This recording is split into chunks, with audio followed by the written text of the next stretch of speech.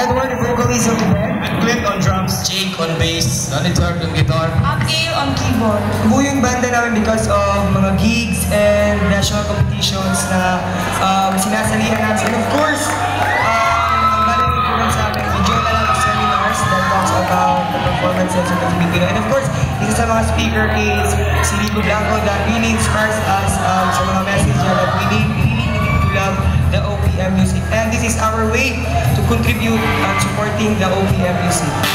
And of course, our message to all our friends, families, and classmates, please continue supporting us by just simply clapping your hands and by simply doing yes. Okay? So I think it's our time to shine. And again, we are the Last Beat Band.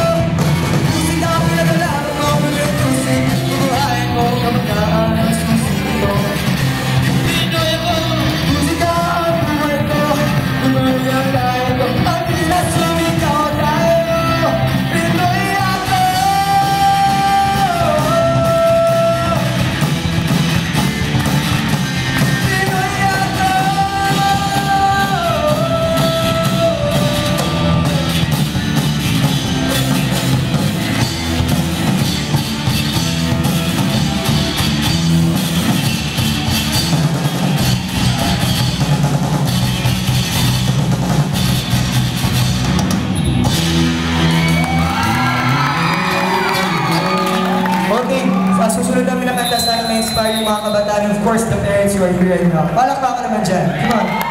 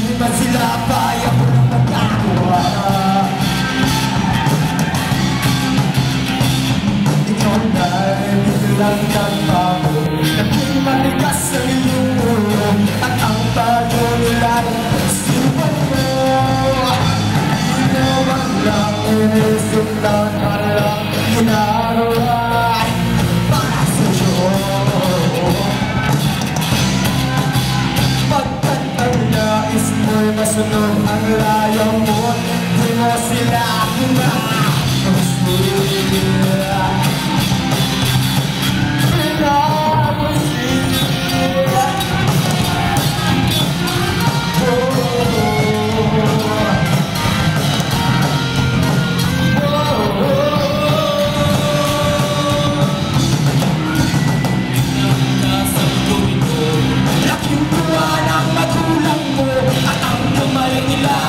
ang iyong ilaw at ang nanay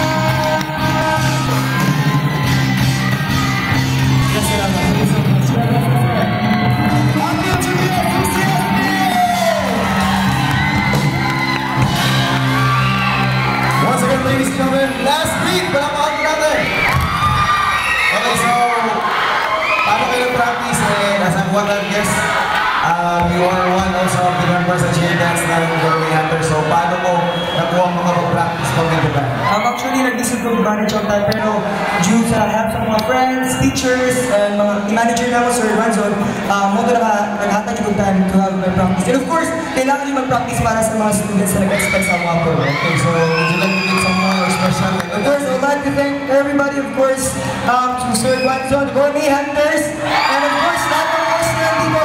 Happy Intramural po sa ating lahat. Thank you very much. Thank you very much. Thank you once again, ladies and gentlemen. Round of applause for the last beat. Palakpakan po natin ang last beat, no? So this time, ladies and gentlemen, we will be giving out our second set of